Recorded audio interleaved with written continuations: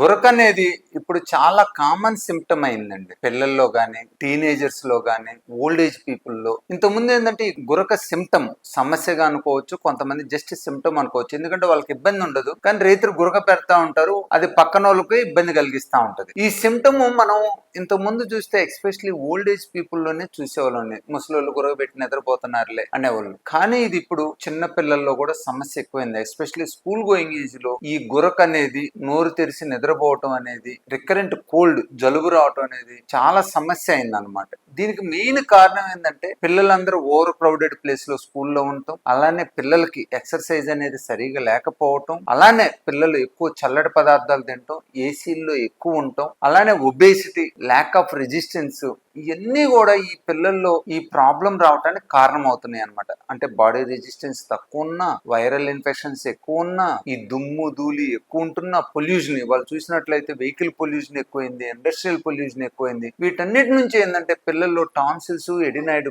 Size పెరిగిపోయి అవి ముక్కు వెనక భాగంలో బ్లాక్ చేసి గాలి తీసుకోవటం ఇబ్బందిని, గురక రావడానికి సమస్య అవుతుంది అన్నమాట. సో ఈ మిడిల్ ఏజ్ లో చూసినట్లయితే ఈవెన్ టీనేజర్స్ లో కూడా ఇవాళ ఒబేసిటీ అనేది చాలా ఎక్కువ ఉంటుంది. ఈ ల్యాక్ ఆఫ్ ఫిజికల్ యాక్టివిటీ అనుకోండి, ఒబేసిటీ అనుకోండి, అలానే ఆల్కహాల్ ఇంటేక్ కూడా చాలా ఎక్కువ ఉంటుంది అనమాట. ఇప్పుడు 20-25 ఇయర్స్ చూసిన వాళ్ళు ఈ ఆల్కహాల్ ఎక్కువ తీసుకోవటం వల్ల కూడా బాడీ అనేది రిలాక్స్ అయిపోయి, మజిల్స్ రిలాక్స్ అయిపోయి గురక రావటం జరుగుతుంది అనమాట. ఓల్డ్ ఏజ్ పీపుల్ ఏంటంటే సాధారణంగా వాళ్ళకి మజిల్స్ వీక్నెస్ ఉండటం వలన, మజిల్ ఏజ్ తో పాటు మనకు మజిల్స్ అనేవి కొంచెం వీక్ అవుతుంటాయి. దానివల్ల ఆ ప్యాలెట్ మూవ్మెంట్స్ వచ్చేసి వాళ్ళకి గురక వస్తా ఉంటుంది అన్నమాట. సో గురక వచ్చిన వాళ్ళు ఎవరి దగ్గరికి వెళ్ళాలంటే సాధారణంగా ఏంటంటే ఇప్పుడు అవేర్నెస్ వచ్చిన తర్వాత ఈ గురక సమస్య ఉన్న వాళ్ళందరూ ఫస్ట్ ఈఎన్టీ డాక్టర్ దగ్గరికే వస్తారు, ఈఎన్టీ డాక్టర్ దగ్గరికే రావాలన్నమాట. ఎందుకంటే ఈ గురక సమస్యకి మెయిన్ గా ముక్కు, గొంతు, లారింగ్స్ ఈ మూడిట్లోనే ప్రాబ్లం ఉంటది. ముక్కులో బోను వంకర ఉండొచ్చు, ముక్కులో కండ సైజు పెరగొచ్చు, అలానే గొంతులో టాన్సిల్ ఎలర్జీ కావచ్చు, సాఫ్ట్ ప్యాలెట్ లాంగ్ గా ఉండొచ్చు, అలానే కొంచెం వీక్ గా ఉండొచ్చు, అలానే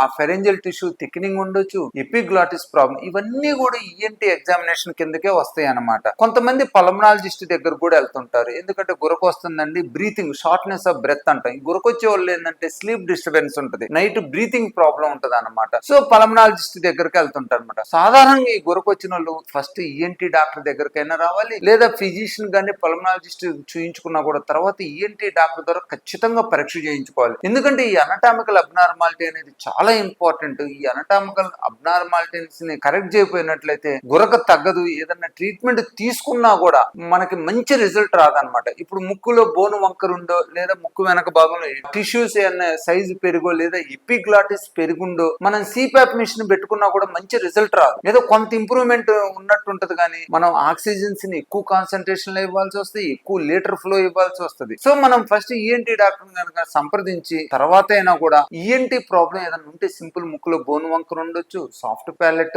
ప్రాబ్లం ఉండొచ్చు, ఫెరెంజియల్ వాల్ థిక్నింగ్ ఉండొచ్చు, ఎపిగ్లాటిస్ ప్రాబ్లం ఉండొచ్చు, వీటిని కనుక మనం కరెక్ట్ చేసుకున్నట్లయితే బ్రీతింగ్ చాలా ఇంప్రూవ్ అయింది. ఒకవేళ దీని తర్వాత సిపాప్ మిషన్ పెట్టుకోవాల్సి వచ్చినా కూడా intensity of our force or concentration of air ను కూడా మనం తగ్గించవచ్చు. సో గురక ప్రాబ్లం ఉన్న వాళ్ళు ఏంటంటే హైదరాబాద్ లోని బేగంపేటలో ఉన్న ఏషియన్ ఈఎన్టీ కేర్ సెంటర్ ని సంప్రదించండి. అక్కడ ముక్కుకి ఎండోస్కోపీ, గొంతుకు లెరింగోస్కోపీ, అవసరమైతే స్లీప్ ఇండ్యూస్డ్ డైస్ అంటాం, డ్రగ్ ఇండ్యూస్డ్ స్లీప్ ఎండోస్కోపీ అంటాం. అంటే వీళ్ళకి న్యాచురల్ స్లీప్ ఇచ్చి ఆ స్లీప్ లో ఎక్కడెక్కడ బ్లాకేజ్ ఉందో చూసుకుని వాటిని సింపుల్ గా కోఆబులేటర్, లేజర్ విధానం ద్వారా కరెక్ట్ చేసుకున్నట్లయితే చాలా మందికి కూడా ఈ స్నోరింగ్ గురక ప్రాబ్లం తగ్గిద్ది, స్లీప్ డిస్టర్బెన్స్ తగ్గిద్ది. ఎవరికన్నా రేర్ గా తగ్గనట్లయితే వాళ్ళకి మనం యాడెడ్ సిపాప్ మిషన్ ఇచ్చినట్లయితే అది యాడెడ్ అడ్వాంటేజ్ వస్తుంది. దాంట్లో కూడా పేషెంట్ చాలా కంఫర్ట్ ఉంటది అనమాట. సో గురక సమస్య ఉన్నోళ్ళు హైదరాబాద్ లోని బేగంపేటలో ఉన్న ఏషియన్ ఈఎన్టీ కేర్ సెంటర్ ని సంప్రదించండి.